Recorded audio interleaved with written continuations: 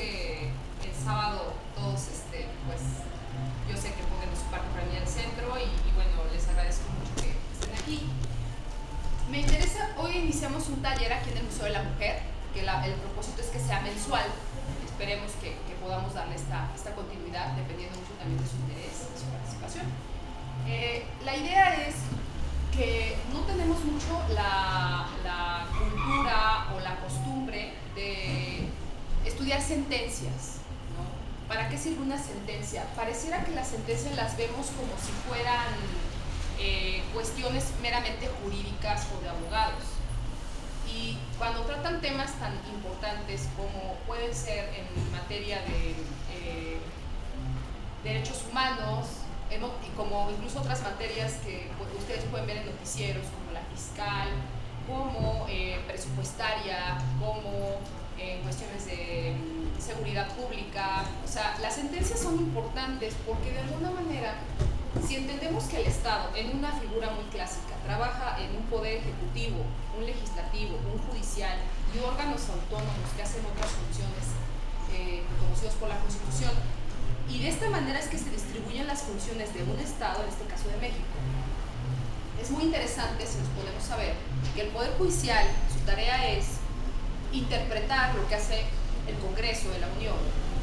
Y para que el Congreso de la Unión haga una ley, es porque ya hubo una propuesta del presidente de la República y de cierto, o sea, hay todo procedimiento para que una ley salga publicada por el Congreso. Ya sea un Congreso local, como puede ser los Estados de la República o el Distrito Federal, o en su caso, la propia federación, ¿no? Una vez que sale esta ley publicada, o nuestra propia Constitución, como está la ley, y ustedes leen así la ley que se ve muy concreto, un artículo, el artículo por sí mismo, pues no se aplica siempre tal cual, ¿no? Muchas veces, la gran mayoría incluso, estos artículos se aplican a través de procedimientos o de juicios. Siéntate acá si quieres, aquí hay lugar. Siempre le tenemos miedo a los lugares de adelante. Siempre es. Y bueno, el caso es, ¿por qué es tan importante una sentencia? Bueno, es tan importante porque una sentencia dice, o sea, lee la ley y lo que dice la ley la interpreta y la aplica, ¿sí? Entonces lo que diga una sentencia, por eso es muy importante. Ahora, si a eso le agregamos que en las sentencias que emite la Suprema Corte de Justicia, en este caso que es el órgano del Poder Judicial más importante a nivel de interpretación, lo que dice es obligatorio para todos los jueces y juezas del país. Entonces, a nivel local y a nivel federal, lo que dice la Suprema Corte se aplica, ¿sí? Pues por eso es tan importante que ustedes estén pendientes y enterados de qué es lo que dice o hace la Suprema Corte en México, para que en este caso estén ustedes sepan que una ley, porque ustedes pueden decir, bueno, a mí aplíquenme esta ley que dice esto, pero el juez les va a decir, bueno, sí dice eso, pero la Corte dijo esto, entonces yo tengo que aplicar lo que dice la Corte. Ay, pero yo no sabía, me explicó. Entonces por eso tienen ustedes que estar siempre, tenemos que cada vez empezar a tener una mayor cultura de dar seguimiento a lo que dicen los tribunales y la Suprema Corte, porque eso realmente es en mucho lo que se nos aplica a nosotros. Y tratándose de asuntos de derechos humanos, con mucho más razón es que tenemos que estar muy pendientes de todo lo que se va haciendo, es decir, ir teniendo cada vez más esta cultura de saber qué dice la Corte. Entonces hoy arrancamos este taller. El primer tema que vamos a ver en este mes de septiembre es derecho de familia con perspectiva de género. ¿Qué quiere decir esto? Vamos a tratar de analizar, tenemos muy poco tiempo, 2 horas realmente es muy poco tiempo, para ver toda la inmensidad de temas y subtemas que involucra el tema de derecho de familia. Sin embargo, lo que el propósito del museo también y de la Federación Mexicana de Universitarias es que vamos a subir al link de la página del museo el taller de hoy y las tesis clasificadas, por ejemplo, tesis de alimentos, tesis de divorcio, tesis de, ¿no? Vamos a subir el material que yo ya hice, traté de elegir las que tienen que ver con perspectiva de género, porque hay un mundo de información, las que nos interesa, digamos, de acuerdo al tema que es más especializado. Las vamos a subir a la página para que ustedes las puedan consultar y las tengan ahí todo el tiempo, ¿sí? Cuando yo me entere que salga, porque yo todo el tiempo trabajo con material jurisdiccional, entonces yo estoy todo el tiempo checando qué sale y qué cosas salen de jurisprudencias.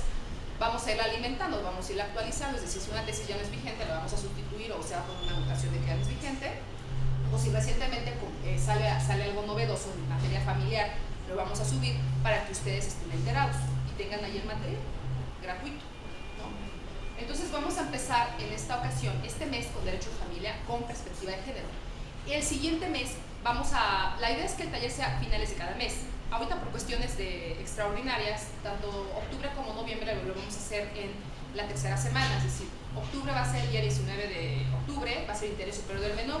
Por eso ustedes van a observar que lo que vamos a platicar hoy, no voy a meter tanto los temas de menores, lo que es custodia, guardia y todo eso, alimentos en menores, porque esto lo vamos a reservar para la de 19, porque es un tema tan extenso también que vale la pena dedicarle una sesión completa al tema del interés superior del menor, para que también veamos qué significa el interés superior del menor, cómo en lo general y cómo ha sido interpretado en México y cómo está regulado en México, ¿sí?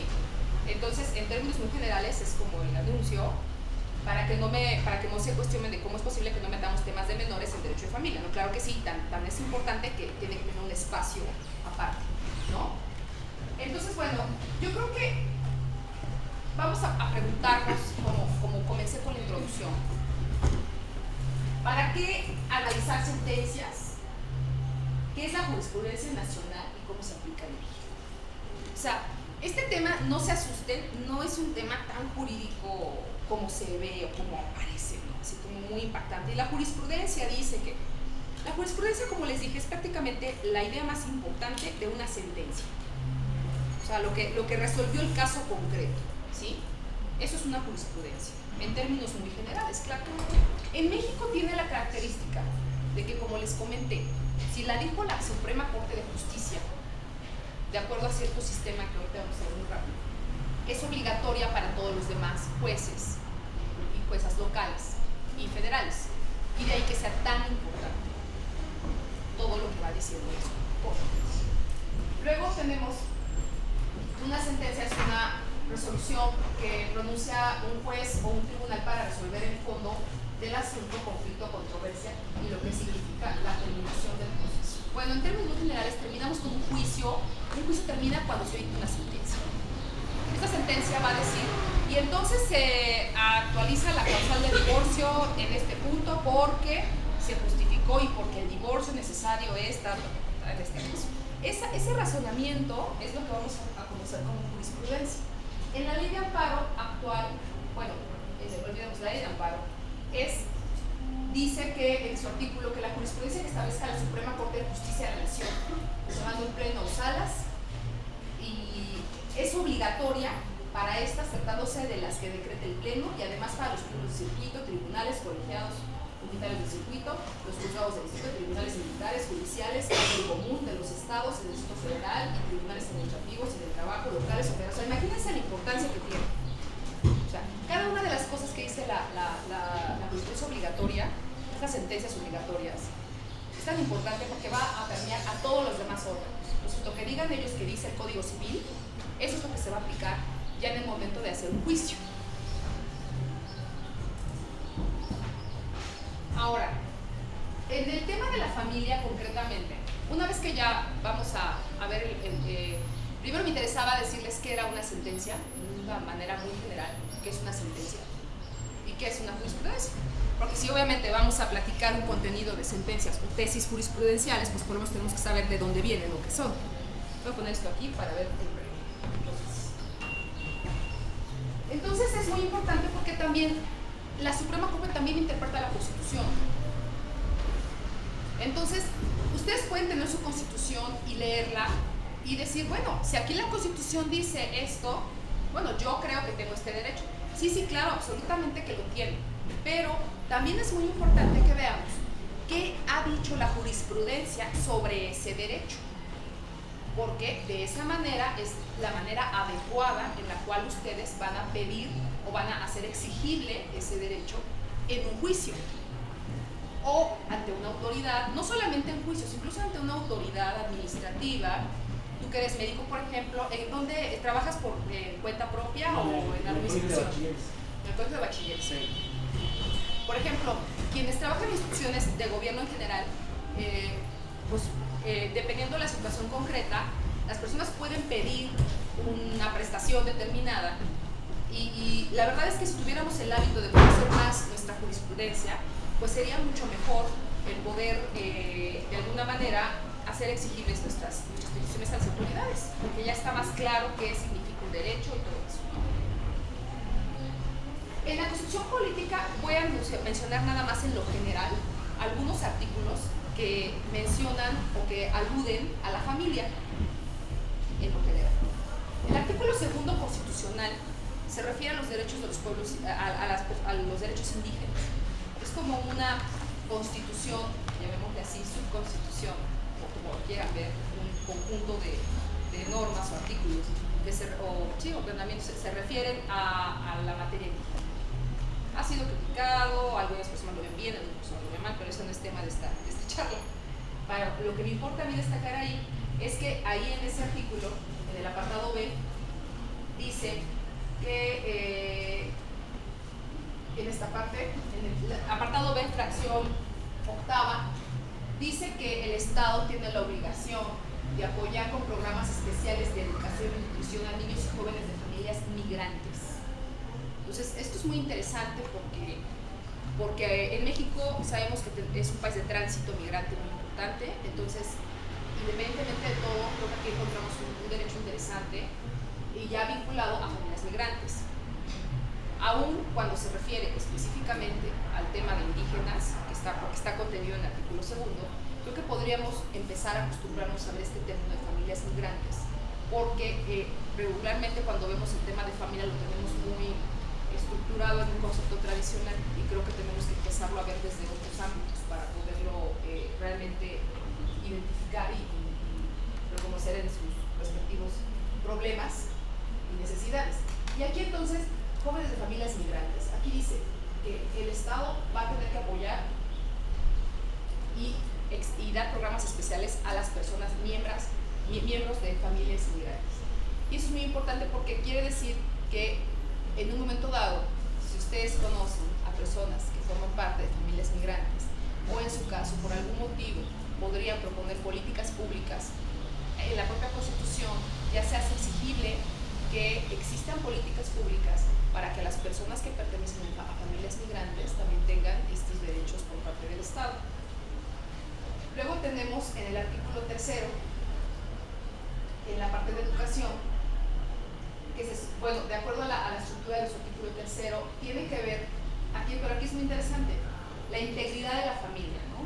Está como dirigido que la educación que imparte el Estado tiene de alguna manera un objeto de proteger la integridad de la familia, lo cual es un tema que actualmente hace un poco de ruido en cuanto a qué vamos a entender por integridad de la familia. Pero está el tercero reconocido, es decir, el derecho a la educación también se vincula con la familia. Luego tenemos el cuarto, que es de lo más importante, yo creo que es parte vertebral del tema que estamos tratando. El artículo 4 dice que el varón y la mujer son iguales ante la ley.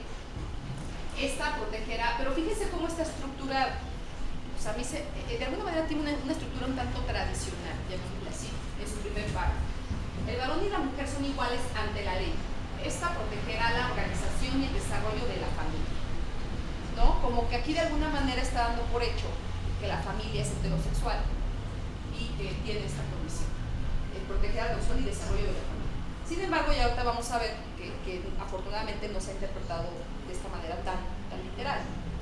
Y luego tiene a su vez otro párrafo que dice: toda persona tiene derecho a decidir de manera libre, responsable e informada sobre el número y espaciamiento de sus hijos. También es un derecho que dentro de los temas de familia es de lo más importante, porque de alguna forma reconoce que el tener hijos es un derecho, es el ejercicio de un derecho, y cada persona decidirá el tiempo, el espacio en el que quiere tener a sus hijos o no tenerlos, sea por supuesto su decisión, ¿no? Pero este es uno de los derechos más importantes que tiene reconocida nuestra Constitución en el tema de familia. Toda familia tiene derecho a disfrutar de vivienda digna y decorosa. La ley establecerá los instrumentos y apoyos necesarios a fin de alcanzar tal objetivo. Bueno, el tema de la vivienda digna y decorosa ha sido también motivo de muchas discusiones, porque dicen algunos que si es porque el Estado te la tiene que proporcionar o qué es lo que pasa. Bueno, en sentido estricto no vamos a hablar del tema de políticas públicas y vivienda, porque eso podría ser incluso un tema de otro taller, que sean derechos económicos, sociales y culturales, entra más ese tema. Pero lo que me interesa aquí destacar es que de alguna manera lo que es el tema del derecho a la vivienda se vincula con la familia, ¿no? Pareciera así. Entonces también en lo individual ha habido casos, algunos casos en los cuales dicen algunas personas que piden préstamos sociales de ISSSTE e Infonavit y son solteros y les dicen a ti por qué si tú no tienes una familia. Gracias. ¿No? Entonces pareciera que si la persona vive sola no tiene derecho a fundar un patrimonio. Eso también es otro tema interesante, ¿no? Y bueno, pero es que si leemos el contexto, pareciera que el derecho a la vivienda digna y decorosa está vinculado a la familia. Es decir, si tú vives sola o solo, no es así.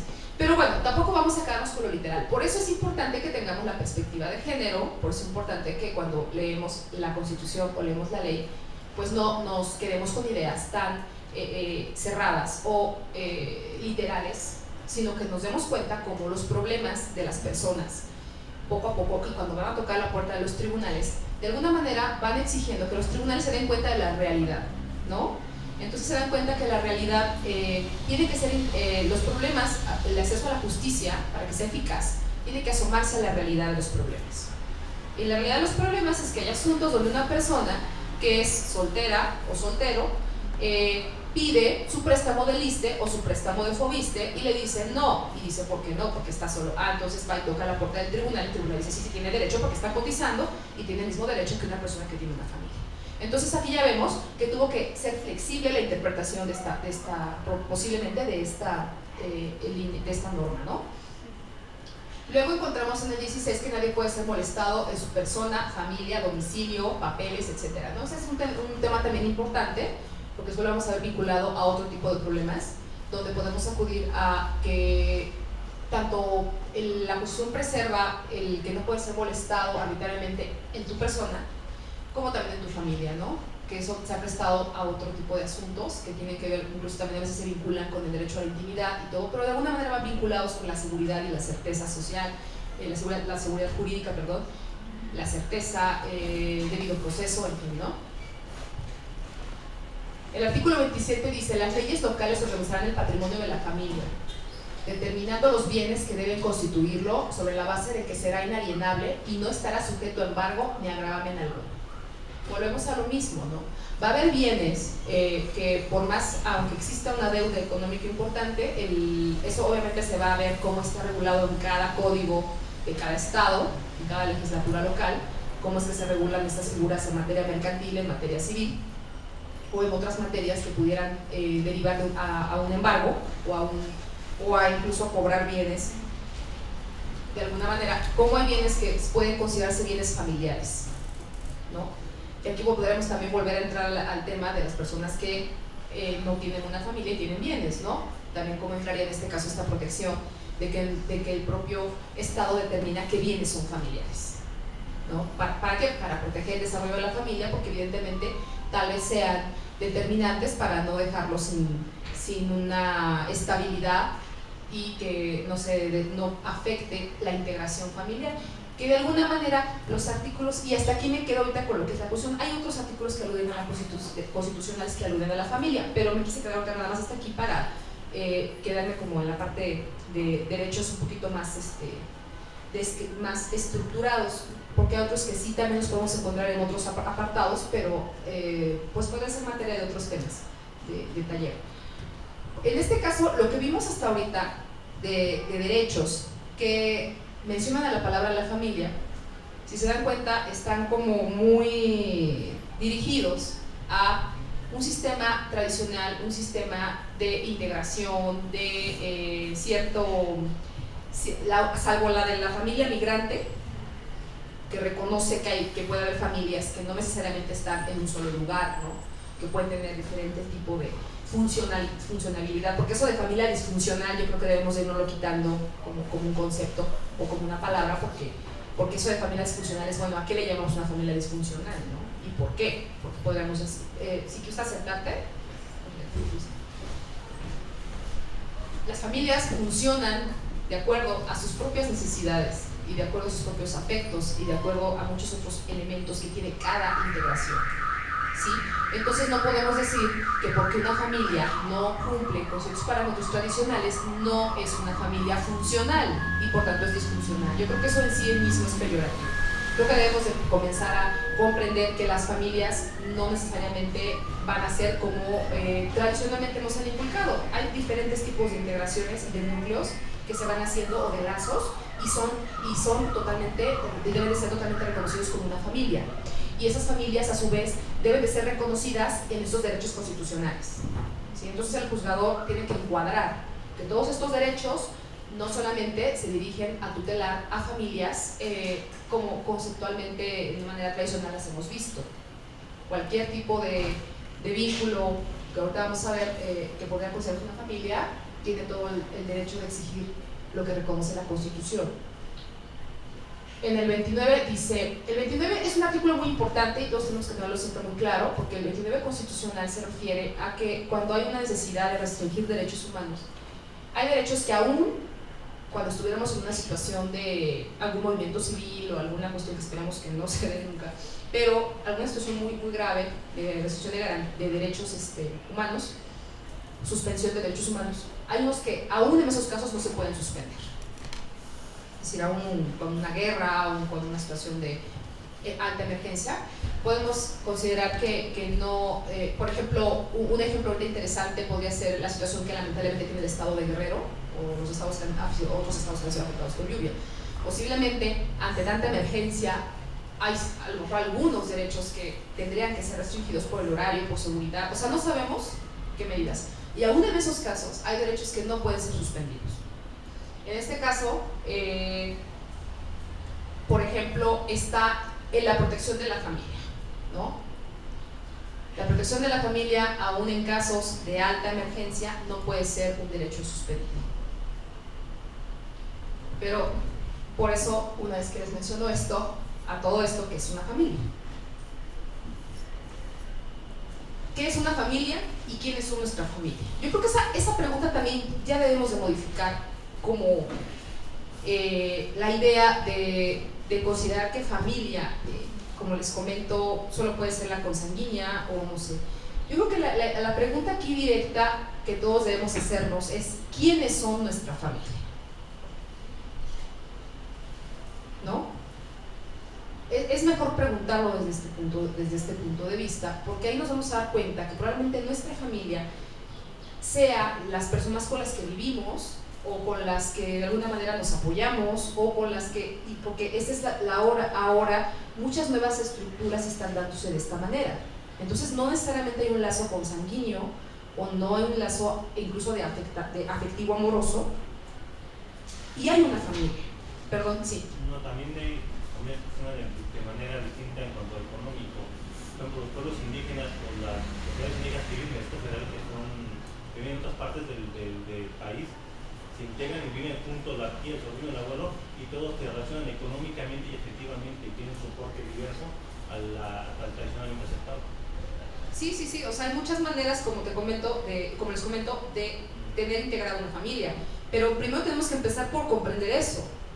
Y es que parece algo como muy elemental, pero no, porque yo he escuchado muchas veces la frase, sobre todo cuando hay cuestiones económicas, es que no es tu familia, ¿no? Eso es muy común. Entonces, bueno, por eso es muy importante que nosotros primero nos hagamos esta pregunta, muy en serio. ¿Quiénes son nuestra familia? En un concepto, fíjense qué interesante, la mayoría de los códigos civiles, la mayoría, pues derivan del napoleónico, que estamos hablando de un sistema que imperó o impera en nuestro sistema mexicano. Entonces, en términos muy generales, si hiciéramos una síntesis de todos los códigos civiles, de cómo se describe a la familia, en palabras más, palabras menos, encontraríamos que es un grupo de personas entre quienes existe un parentesco de consanguinidad, así como las que surgen de una institución del matrimonio con fines de concepción para perpetuar la especie. aunque no se niega la posibilidad de que ha existido familia fuera del matrimonio, que es un grupo familiar constituido de manera irregular, fundado en la filiación. Es decir, aun cuando pudiera darse otra familia fuera del matrimonio, solo sería la que deriva de la filiación, ¿no? Es decir, los hijos, incluso hay actas de nacimiento de muchas personas que dice no nacido en matrimonio. Todavía dice así el acta de nacimiento, ¿no? ¿Por qué? Porque como era un menor, se le tenía que reconocer al menor, pero con la condición de que se aclarara que la persona sí era del parentesco del padre, pero no del matrimonio, ¿no? Tenía que estar etiquetado. Sí, pero no sé, adelante. De esta que menciona, lo chistoso de esta circunstancia es que la madre del menor, el hijo fuera del matrimonio, no adquiere ningún derecho. No adquiere, exactamente, a la familia. ese es No mi está punto, a vinculado. eso voy a llegar. Ajá. el punto era ese, que la madre del menor no adquiría ningún derecho, porque incluso la propia relación del concubinato tiene como condición que no se pueda reconocer si es que hay un matrimonio, si no, no se da el concubinato, ¿no? Entonces estamos observando que el concubinato también tiene una historia muy interesante en este país, ¿no? Ya será, si ahorita vamos avanzando, pues a tiempo lo podemos comentar, pero quiero que nos quedemos ahorita con esta idea del concepto tradicional de familia o milenario de familia, ¿sí? ¿Por qué? Porque esta idea es la que de alguna manera cimentó también los derechos que ahorita yo leí de la Constitución. O sea, en 1917 algunos se han reconocido posteriormente, ¿no?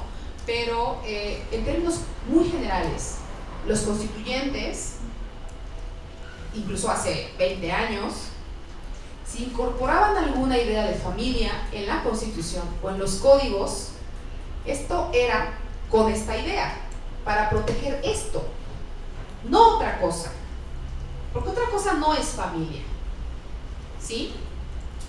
Entonces, lo interesante aquí del derecho es que, ¿cómo es que esto se va modificando? ¿Cómo es que tenemos que dar otras interpretaciones del derecho de familia? Bueno, pues porque la gente tiene que ir tocando a los tribunales y presentando casos concretos que ya son distintos, ¿sí? Donde ya a lo mejor la sobrina quiere proteger a su tía o a su abuela porque ella ya trabajó o porque se hizo cargo de un menor que nunca pudo adoptar o porque vivió con sus amigos o con un amigo y nunca se casaron y tampoco son concubinato, y entonces, ¿me explico? Van surgiendo muchos lazos, ¿no? Parejas del mismo sexo, que ahorita es el que vamos a ver, que es muy interesante, ¿no? ¿Cómo es que logran decir aquí estamos y somos familia, y porque así nos consideramos y así nos asumimos nosotros? ¿Quién está estudiando sociología? Dijo ahorita. Pues bueno, en la parte de sociología es muy interesante porque el concepto de familia no se ve igual en derecho que en sociología o que en psicología. O sea, es muy diferente, ¿no? La familia se va haciendo desde otro tipo de convivencia o de intereses o de lazos afectivos o de muchos otros aspectos, pero no necesariamente tiene que atravesar por todo esto. Entonces todo eso, ¿cómo se va reflejando en el derecho? Pues con el paso del tiempo, cuando tienen que presentarse casos concretos, contenciosos, porque es muy difícil pensar que el legislador se va a sentar a discutir.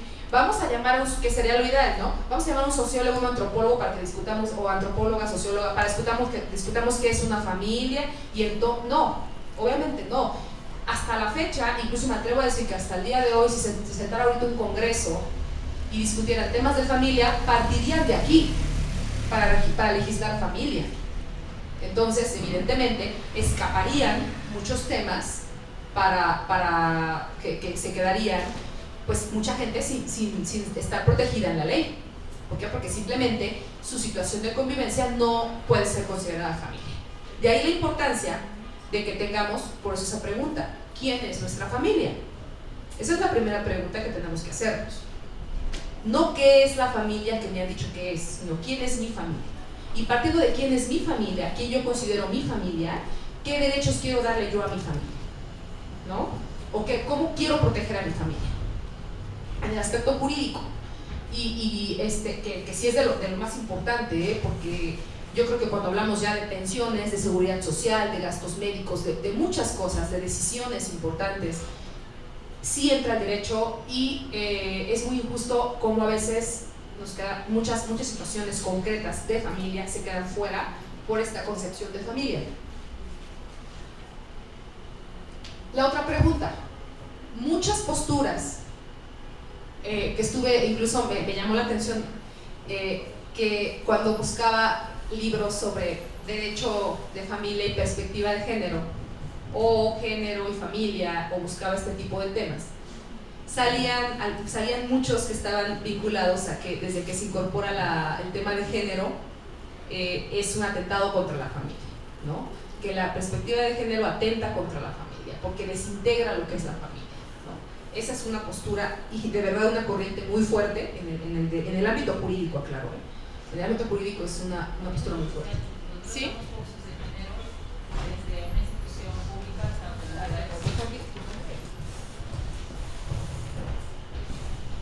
Nosotros damos cursos de género desde instituciones públicas hasta comunidades indígenas, y sobre todo en ese sentido, pues, en estas últimas nos han amenazado. Una vez el cacique del pueblo nos dijo que si estábamos seguras de lo que si estábamos siendo conscientes de lo que estamos haciendo, porque estábamos destruyendo familias, que si íbamos con la conciencia tranquila, porque lo único que estábamos haciendo era destruir a las familias del pueblo. Sí, claro, es que no es cosa menor, es que de veras que pareciera que todo lo que se regula de manera distinta o se afirma o se promueve de manera distinta al concepto que vimos de familia atenta contra la familia. O sea, hay una visión que así lo analiza, y no es cosa menor, como les comento, porque esa visión sí permea en legislatura, sí permea en juzgados, sí es por eso tan importante que tengamos claros cuáles podrían ser los derechos exigibles en el marco de derecho de familia con una perspectiva más amplia, ¿no? Entonces, la pregunta aquí sería, ¿hay crisis de la familia o del concepto tradicional de la familia? Que son dos maneras muy distintas de ver las cosas. No es lo mismo que yo diga, no, creo que lo importante es ver cómo ahora la familia, conforme pasan, ha sido visibilizado, porque también es que antes no existiera, ha sido visibilizado ahora ciertos estados de familia o de grupos que se asumen como familia.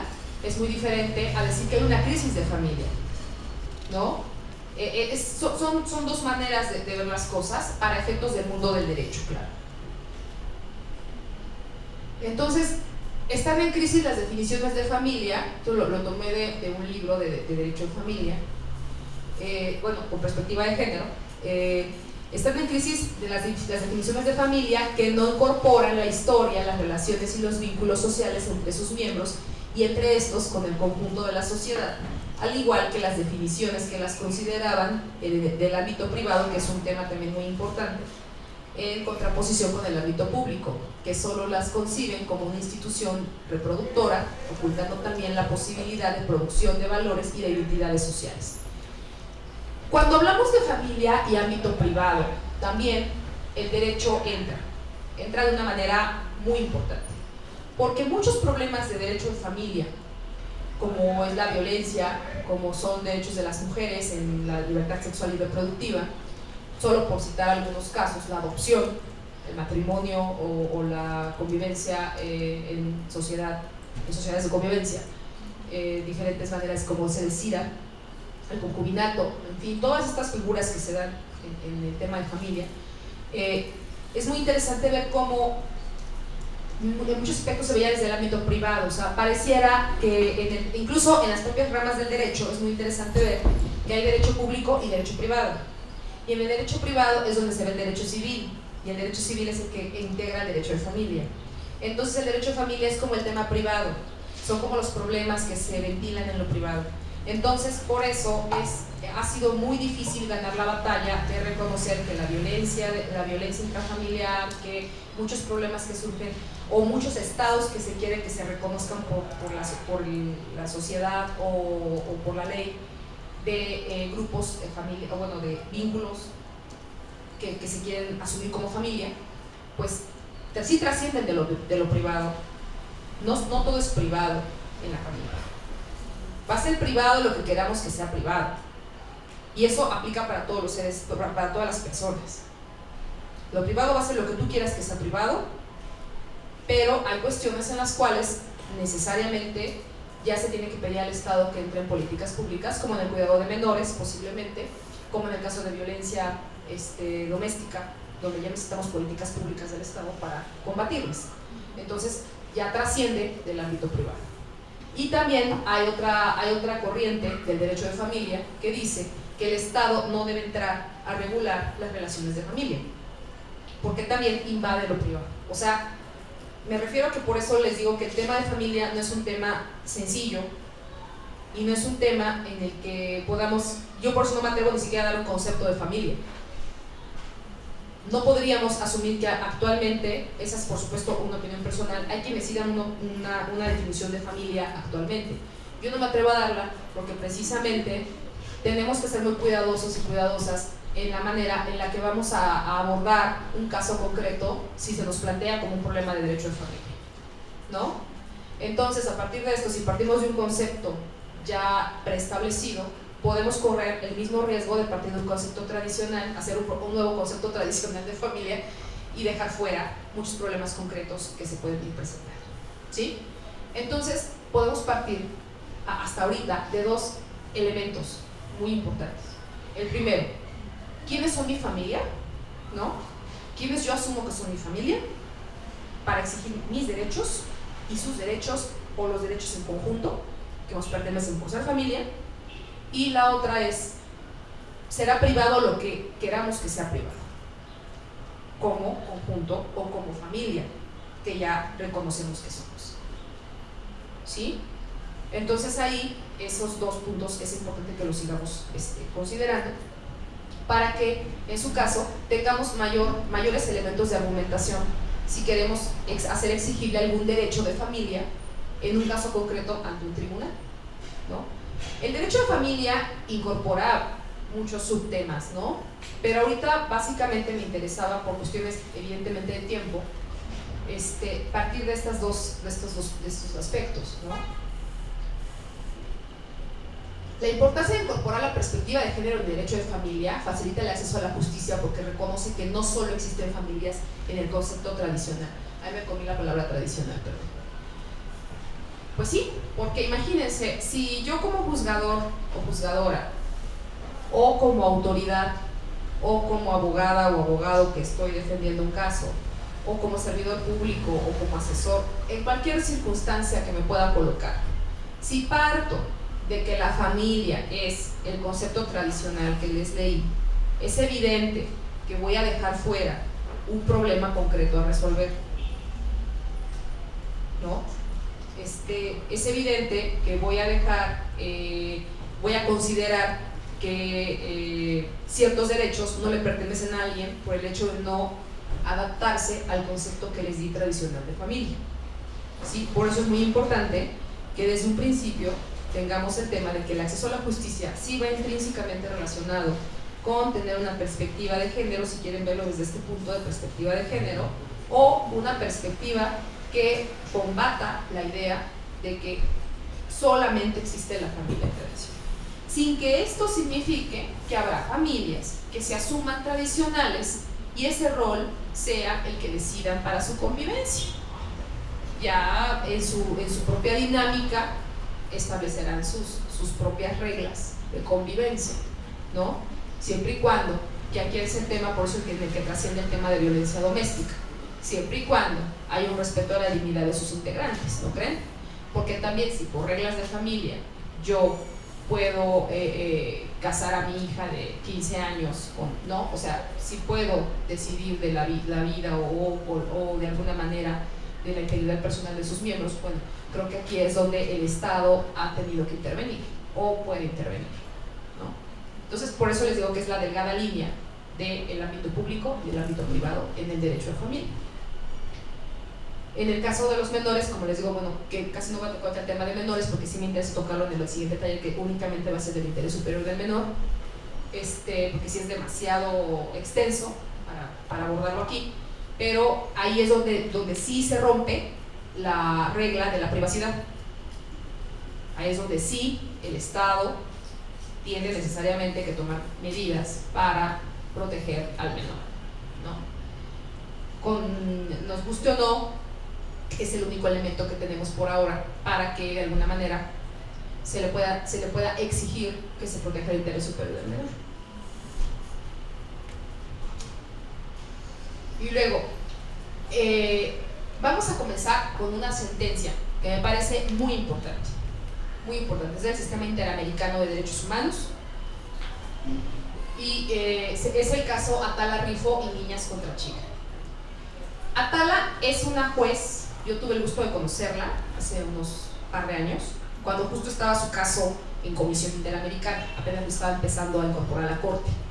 Ella es una juez en Chile y se casó en un matrimonio heterosexual, tuvo 2 hijas y después de ciertos años se divorció y es lesbiana, después de un matrimonio heterosexual es lesbiana, y en el momento en que ella hace su vida pública como lesbiana, el ex cónyuge le demanda la custodia de las hijas, pero aquí lo interesante es que le demanda la custodia de las hijas por ser lesbiana y por considerar que esta nueva vida de su madre le causa una afectación a las hijas. Entonces, y que incluso a su propio trabajo, porque ser juez y ser lesbiana y haber sido antes heterosexual, eso demostraba que había una inestabilidad emocional, psicológica en ella, que a su vez causaba un daño no solo en la custodia de los menores, sino incluso en su propia función como funcionaria pública.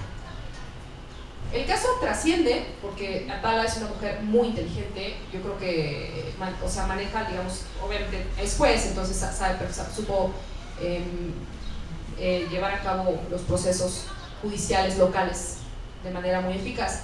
Sin embargo, los jueces fueron muy severos con ella, eso es muy interesante, por eso el caso trascendió a la Corte Interamericana, porque la primera instancia la perdió y la segunda la ganó. Y la ganó en el sentido de que tenía derecho a la convivencia y a tener a las hijas como estaban antes. Es que aquí la cuestión es que después del divorcio ellos estaban en un régimen de convivencia donde ella tenía la custodia de las hijas y veían al padre cada 15 días, o sea, un régimen de convivencia, ¿no? que ya habían acordado. Aquí todo cambia cuando ella demuestra, o bueno, hace pública su vida en cuanto a su situación de pareja, ¿no? Y ese es el punto que hace que todo esto se mueva, ¿no? Todo eso hasta antes no había habido ningún problema. Entonces, ella recurre a la Corte Constitucional chilena, que será aquí como un similar a la Suprema Corte de Justicia, manifestando su caso. Y el caso no le da la razón. Entonces, es por eso que tiene que acudir a la Corte Interamericana. Y es un caso muy interesante porque el propio Estado de Chile, bueno, Chile es un Estado muy católico, muy católico. El propio Estado de Chile es el que determina e incluso hace una interpretación del concepto de familia y hace una interpretación de muchas figuras muy importantes en perjuicio de Atala por este tipo de conducta que está llevando, e incluso llega a interpretar y a considerar que su conducta sí puede lastimar la identidad de sus hijas, su formación. Entonces, después de un juicio muy interesante, que ese material se los vamos a dejar aquí accesible para que no tengan que estar apuntando y eso, la idea, ¿no? La idea es que todo este material ustedes lo tengan, ¿no? En un concepto muy interesante que hace la Corte Interamericana, pero obviamente les estoy hablando de un juicio largo, de una batalla procesal importante, de que tuvo que ir a Comisión Interamericana, es decir, salir de su país para seguir peleando en este asunto y luego llegar a Corte Interamericana. La Corte Interamericana interpreta algo muy interesante en su párrafo 142 de la sentencia y dice que la Corte Interamericana constata que en la Convención Americana no se encuentra determinado un concepto cerrado de familia, es lo que les comentaba, que hay que ser cuidadosos con arrojar un concepto de familia, ¿no? Ni mucho menos se protege solo un modelo tradicional de la misma, Al respecto, el tribunal reitera que el concepto de vida familiar no está reducido únicamente al matrimonio y debe abarcar otros lazos familiares de hecho donde las partes tienen vida en común por fuera del matrimonio, ¿no? Porque otro argumento muy interesante que se le decía a Atala en su caso, en su país, le decía, es que tú no les estás proporcionando una familia a tus hijas, porque para empezar ustedes dos no están casadas, viven juntas pero no están casadas, y las hijas para crecer bien están en matrimonio. O sea, esa fue la sentencia ya ratificada por Corte Constitucional, entonces era bastante importante, muy severa la determinación, ¿no? Y la verdad yo creo que sí le doy mi sincero reconocimiento a Atala, porque un carácter muy fuerte para seguir el juicio, ¿no? En todo hasta el final, ¿no? Y bueno, por eso continuó y se fue a tocar a la Corte Interamericana. Y bueno, afortunadamente la Corte en esta ocasión interpretó esto. Y luego en su párrafo 165 también de la sentencia dice, al respecto la Corte resalta que la orientación sexual de la señora Atala hace parte de su vida privada. Como les decía, vamos a tener privado lo que queramos que sea privado, el derecho de familia. Claro, siempre como no intento contra nuestra integridad física, nuestra dignidad y muchos otros elementos que ahí entran otros, ¿no? Pero en términos generales, será privado lo que yo quiera que sea privado. De manera que no era posible realizar una injerencia de la misma sin que cumpliera los requisitos de idoneidad, necesidad y proporcionalidad. Distinto es que en el marco de un proceso de tuición es custodia, algo similar, se puedan analizar las conductas parentales concretas supuestamente que supuestamente pudieran haber ocasionado un daño en el niño o la niña. ¿Por qué se dice esto? Porque parte del argumento que se decía que causaba el daño a las menores era la vida privada de tal, es decir, que era lesbiana. Ese era el problema concreto.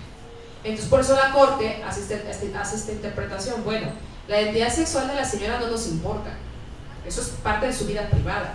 Ahora, lo que sí nos importa, porque ya lo veremos en el tema de custodia de menores y de interés superior del menor, lo que sí nos importa en un momento dado, o sea, donde el Estado sí podría intervenir y a mí no me importa que sea tu vida privada, es obvio que sí están en riesgo los menores. O sea, si viéramos que los menores están, o sea, que el resultado es al revés, o sea, que si yo valoro que, por eso se dice, si hay un requisito de idoneidad, necesidad y proporcionalidad, esto quiere decir que solo en caso donde veamos que el menor está corriendo un riesgo, ¿no? Que no sé, se quedó encerrado 3 días sin comer y la señora se fue, o en fin, muchas otras cosas que realmente le pudieran estar causando un daño a los menores, es donde el Estado sí puede entrar. Y sí, ahí tendrá que valorar si tiene que ver o no en la identidad sexual de la señora en ese trato con los menores, ¿no? Pero hasta en tanto no sea una situación así, eso pertenece a su vida privada y lo que nos interesa es ver si los niños están bien, finalmente. O sea, el parámetro de estudio va a ser ese y no la vida privada de la señora. Y luego el tribunal constata que durante el proceso de prisión, a partir de una visión estereotipada sobre los alcances de la orientación sexual de la señora Atala, se generó una injerencia arbitraria en su vida privada, dado que la orientación sexual es parte de la intimidad de una persona y no tiene relevancia para analizar aspectos relacionados con la buena o mala paternidad o maternidad. Creo que este párrafo es de la mayor importancia. Porque es cierto, ¿no?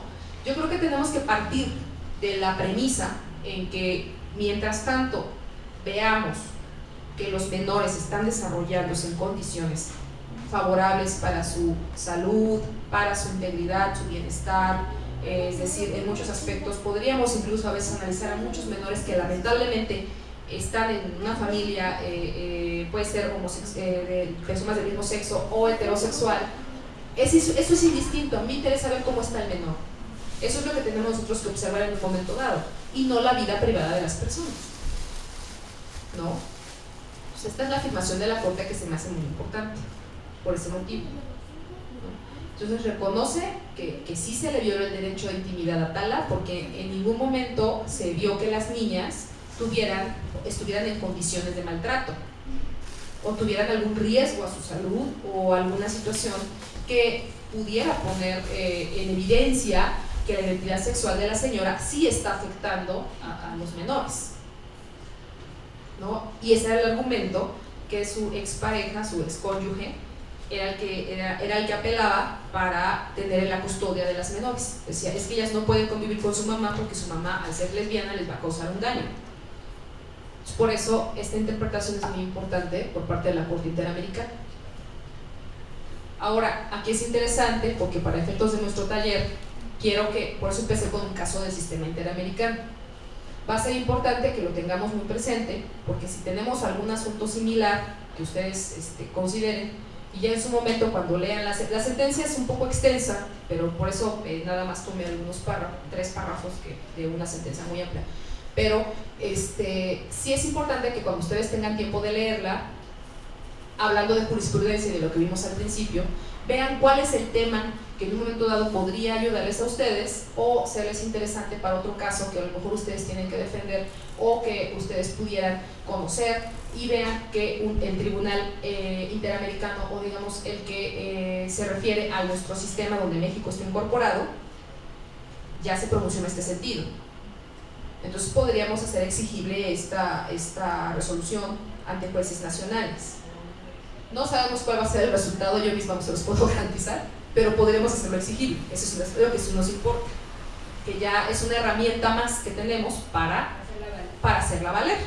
No te digo, yo misma no te puedo garantizar que cómo vaya a ser la respuesta, pero está, ¿no? Que eso es que estemos informados que existe, y que existe como dentro de un sistema donde México ha aceptado que forma parte.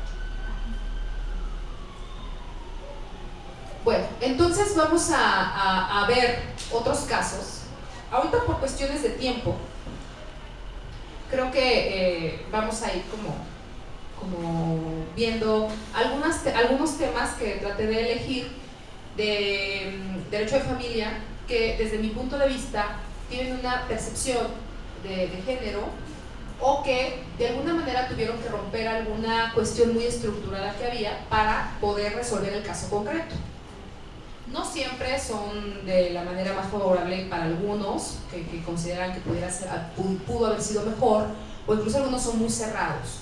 Pero la idea es que, pues no vamos a alcanzar a verlos todos evidentemente, pero como les digo, muchas sentencias de este tipo, o bueno, las que yo recopilé en lo general, que son varias, las vamos a poner en el link. Entonces ahí ya ustedes, cuando tengan tiempo o les interese, pueden ir al link y ahí bajarlas. O sea, no hay ningún problema, es completamente accesible la página.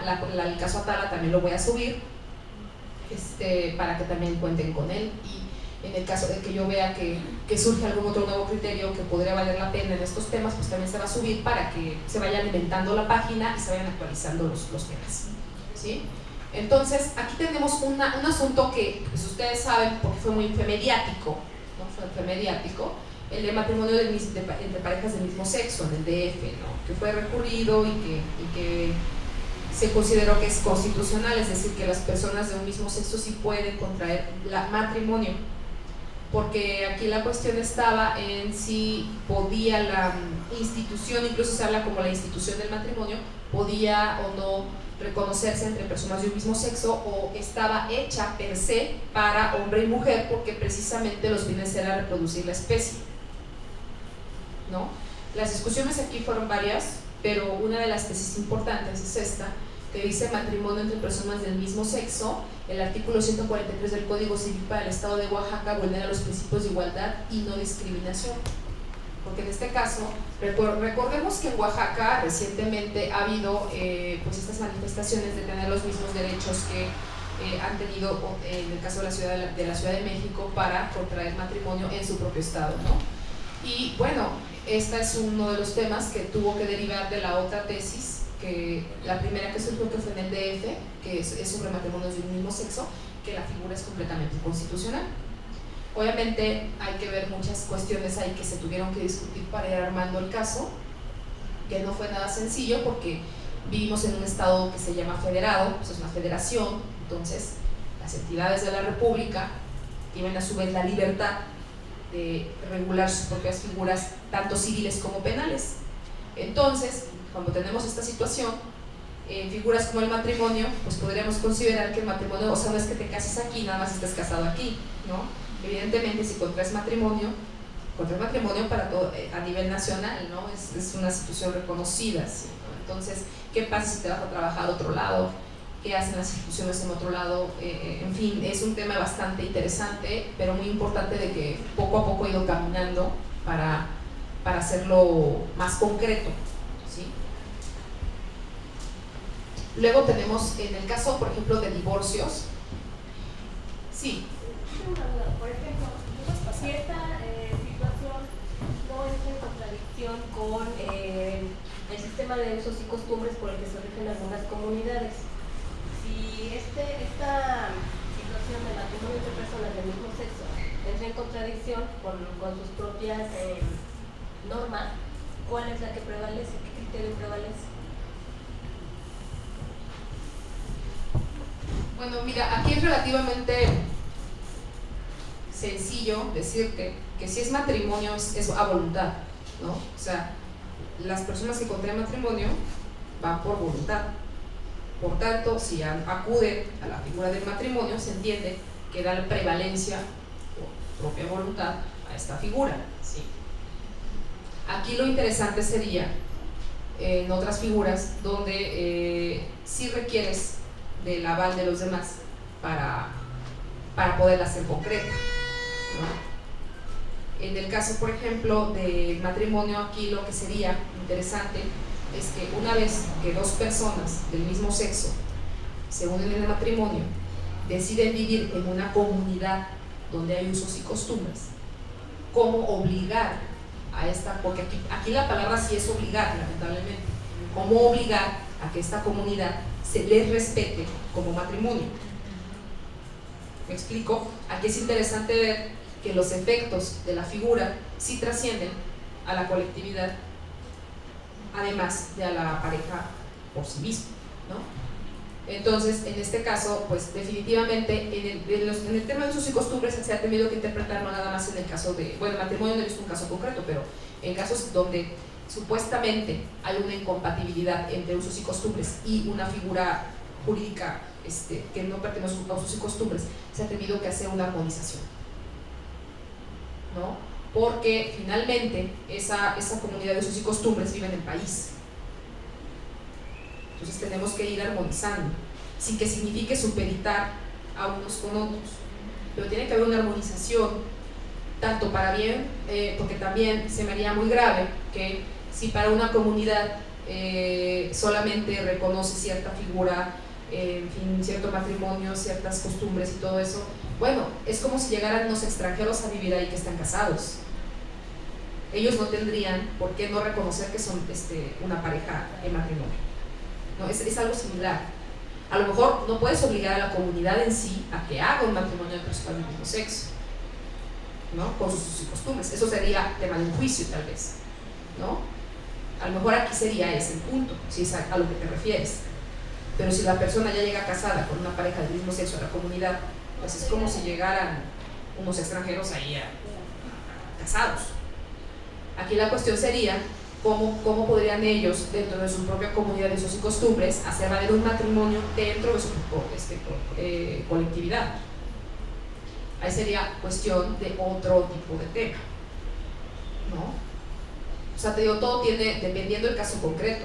Es que en usos y costumbres siempre creo que hay que ver el caso concreto, porque también tenemos, sobre todo nosotros que trabajamos mucho temas de derechos de las mujeres y de las niñas, con frecuencia nos encontramos con preguntas que tienen que ver con usos y costumbres, ¿no? Bueno, entonces creo que aquí hay que ver el caso concreto, siempre hay que ver el caso concreto, y sobre todo en temas de menores, de niñas, pues sin duda serán usos y costumbres, pero siempre hemos tratado de considerar que deben de armonizarse las normas, y en casos donde es evidente que la menor está en una situación de riesgo o de que no, por su propia edad no puede decidir ciertas cuestiones que pueden ser trascendentales en su vida, pues sí se pide como que haya una interpretación a su dignidad y su bienestar, ¿no? Que muchas veces pues no es así. Digo, creo que vender a una menor por más que le digan que es su costumbre, bueno, pregúntele entonces cuando crezca, ¿no? Por lo menos.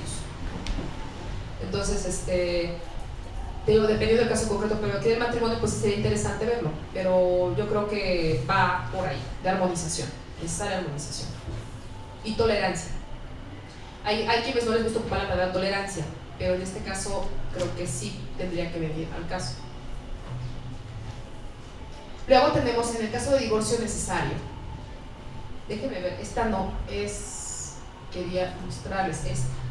No, ahorita vamos a la del divorcio porque el divorcio es muy interesante ahora que vino el divorcio, el divorcio sin causa, causado, que dicen que es, bueno, no dicen que es aquel que se supone que ya no hay causales, pero ha sido muy relativo eso, la realidad.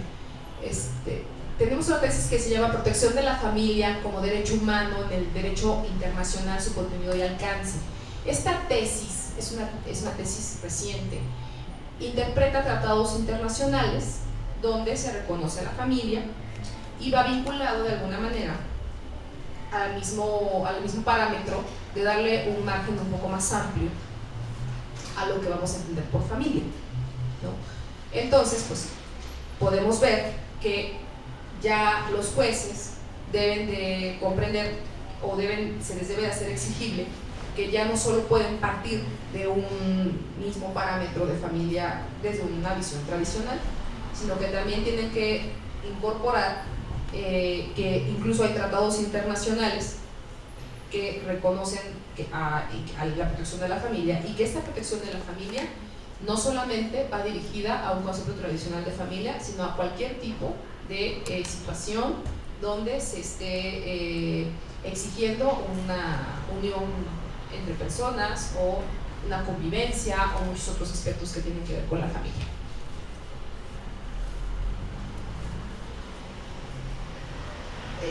Esta. Divorcio sin expresión de causa. El artículo 103 de la Ley para la Familia del Estado de Hidalgo, que lo prevé, no viola los artículos 4 de la Constitución Política, 17 de la Convención Americana y 23 del Pacto Internacional de los Derechos Civiles y Políticos. Este es muy interesante, este caso. Porque, como les comenté en la tesis anterior, hay tratados internacionales, concretamente vamos a acudir a la Convención Americana sobre Derechos Humanos y al Pacto Internacional de los Derechos Civiles y Políticos. Digamos que uno es del sistema interamericano y otro es de la ONU, o sea, como el universal y el regional. Y el cuarto constitucional que hace rato leímos, no sé si se acuerdan que era el de igualdad entre hombre y mujer y la familia y que los hijos y que el espacio y todas esas cosas, ¿no? Bueno, ese fue interesante porque cuando se incorpora la figura del divorcio sin expresión de causa, es decir, sin causa, como lo dice su nombre, sin causales. ¿Qué quiere decir un divorcio sin expresión de causa? Que para que una pareja ya se separe, rompa su vínculo matrimonial, ya no se le pide que tenga que actualizarse alguna causal de divorcio. Es decir, antes se tenía que pedir, se tenía que justificar el motivo por el cual tú decidías ya no estar casada o no estar casado con tu cónyuge, ¿no?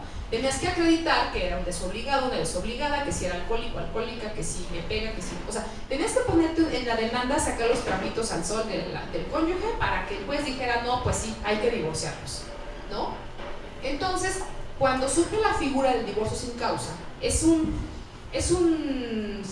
sacudida social importante, porque cuando le dicen a la ley que ya no tienes que justificar ninguna causal para divorciarte, que basta con el hecho de que tú ya no quieras vivir con el cónyuge para divorciarte, pues sí, sin duda es algo importante, porque pareciera que le dan, para los críticos de la figura, dicen que le dan una fragilidad al matrimonio, porque por cualquier situación te vas a querer divorciar. Pero para muchos pensamos que solamente es una cuestión de actualizar a situaciones reales la problemática, ¿no? Yo creo que es más lamentable ver los expedientes de divorcios con causales, cómo se iban formando y todo el juicio que se llevaba, y la verdad una batalla real entre los cónyuges que se quieren separar por encontrar causales, que era una cuestión muy, muy dolorosa. Yo creo que tanto para ellos como para, sobre todo si había menores, bueno, era una situación muy, muy complicada. Entonces, en este caso se da esta figura del divorcio sin causales, y que ha sido, como les digo, hasta la fecha ha sido todavía motivo de muchas críticas, porque dicen que se vuelve muy frágil el matrimonio bajo esta institución, ¿no? Entonces, por eso es que la impugnan, dicen que entonces es inconstitucional que te puedas divorciar así, ¿no? Y se tiene que hacer una interpretación en la que se dice que esta figura de este tipo de divorcio no va en contra de la familia. Y si se dan cuenta, todo tiene una secuela. ¿Por qué no va en contra de la familia? Bueno, porque el hecho de que los cónyuges ya no lo quieran ser no significa que ya no quieran, digamos, dar continuidad a esa situación que tenían de convivencia. No significa que en un momento dado, pues, no, a lo mejor si tuvieron hijos, no significa que se rompa el lazo con los hijos, es decir, va a reestructurarse posiblemente su organización familiar, si es que hay hijos, ¿no? Y si no los hay, pues culmina de una forma, de la forma menos, digamos, complicada, su vínculo, el vínculo que en algún momento dado quisieron establecer juntos. O juntas, ¿no? También. Porque también, esa también es la dinámica que hay que darle ahora al derecho familiar. Antes no. Antes, como una postura tradicional de familia, era perpetua. O sea, hasta esta palabra, incluso se ocupaba mucho esa palabra de perpetuidad. ¿Por qué? Porque o era consanguínea, es decir, tus padres, tus hijos, tus hermanos, o sea, para siempre, que esa figura, pues, por evidencia permanece, ¿no? Pero o está esa situación de perpetuidad, o porque el matrimonio es para siempre, ¿no? Entonces, o sea, la familia es perpetua. Por eso, incluso hay estados, incluso si ustedes ven la historia del divorcio, pues por eso precisamente el divorcio en sus inicios fue muy difícil de incorporar al Código Civil, porque la propia figura en sí misma rompía con el estereotipo de familia, porque se le daba de alguna manera se rompía con el principio de perpetuidad del matrimonio, se daba una opción de culminar con el matrimonio y por tanto con la familia, ¿no? Aquí sucede lo mismo, a mayor razón, si ya no hay causales de divorcio, con mayor razón estoy rompiendo el principio de perpetuidad de la familia. Entonces, si yo tengo la idea de concepto de familia tradicional, es evidente que esta es una monstruosidad, porque es muy fácil divorciar. Entonces vamos viendo cómo el derecho necesariamente ha tenido que irse adaptando a las necesidades de las personas. Ahora, en el caso del divorcio, de esta figura sin expresión de causa, hay que aclarar. Claro que hay cuestiones de alimentos, por supuesto que se ve lo de alimentos, por supuesto que se ve lo de pensión, por supuesto que se ve lo de guardia y custodia. La diferencia es que se ve ahora en vía incidental, es decir, no se ve ni en el mismo juicio, sino que las personas quedan divorciadas y lo relativo a alimentos, a guardacustodia, a bienes, a todo este mundo que puede darse por los motivos de un divorcio, se ve en una vía separada. Entonces, esto para algunos es muy positivo, yo me asumo a esta postura, porque a veces estas situaciones eran las que hacían muy largos los juicios, y entonces terminaban las parejas que querían separarse realmente faltándose al respeto de una manera muy, muy impactante, ¿no? Porque ya tenían que prácticamente buscar hasta por debajo de la alfombra cualquier pretexto para denostar o para afectar la figura del cónyuge, para justificar que se estaban divorciando. Entonces ahora queda esta situación de esta manera, sin que esto signifique que probablemente por vía incidental, en cuanto a pensión de alimentos, en cuanto a inmuebles, en cuanto a guardia y custodia, por supuesto que ahí sí podremos hacer valer otras cuestiones.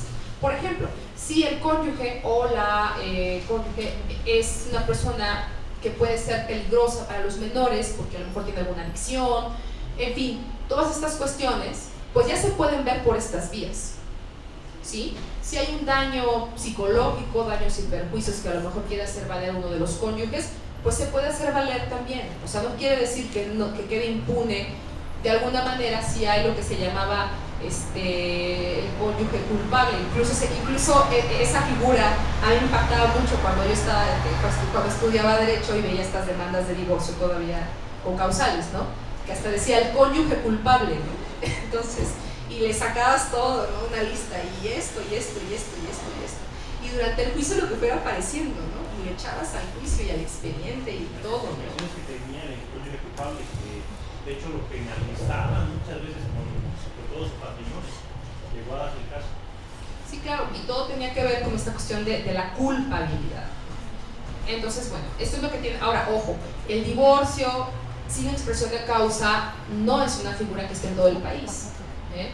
La mayoría de los estados todavía no la incorporan en sus códigos civiles, entonces hay que considerar eso en muchos otros estados para tener el estado de que ya culminó el matrimonio, del divorcio, sentencia de divorcio, pues hay que llevar a cabo el juicio con las causales, ¿no? O sea, hay que encontrar en qué causal se ubica el cónyuge para poderlo demandar por esto y obtener la sentencia de divorcio.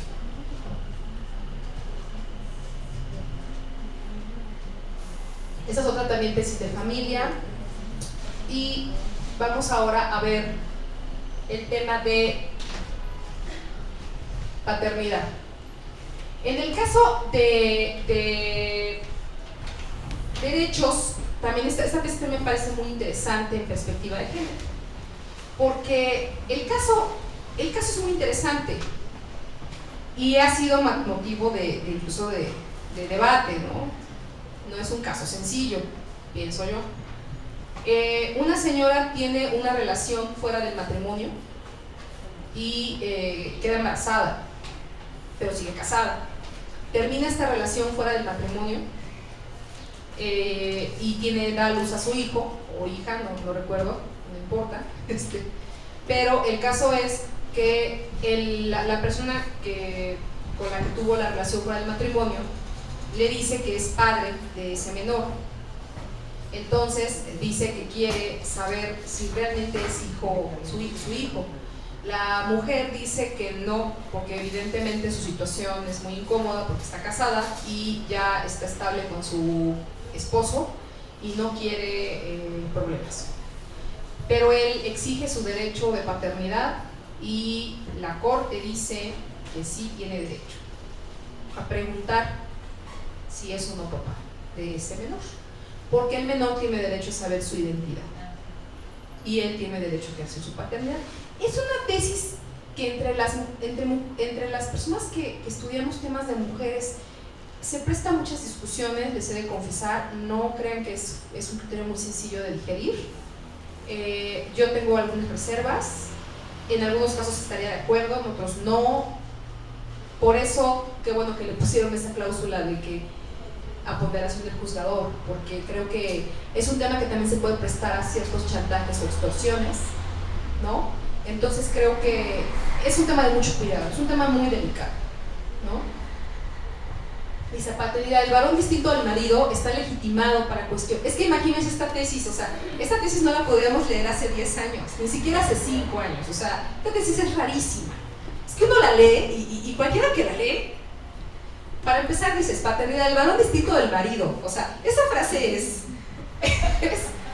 así como fuerte, ¿no? O sea, el varón distinto del marido está legitimado para cuestionar la del hijo nacido en el matrimonio de la madre con aquel. No, es que esa tesis, o sea, solo ahorita la podemos leer, yo creo que antes, no, bueno, pero la admisión de la demanda dependerá de la ponderación que haga el juzgador para determinar que el ejercicio de la acción armoniza el interés superior del menor con los demás derechos inherentes de los estados los estados de Guanajuato y de Nuevo León. Algunas mujeres que trabajamos estos temas, y digo mujeres porque no me ha tocado un hombre que discutirlo, vaya, no por una cuestión de discriminación a nadie, pero algunas abogadas pensamos que tendría que meterse también el interés de la mujer. O sea, porque hay un tema aquí también de privacidad, en fin, hay muchos temas aquí. Y aquí se dio prevalencia al interés superior del menor, lo cual no está mal, no, claro, aclaro, no está mal. Pero creo que también está el tema de interés de la mujer. Sí.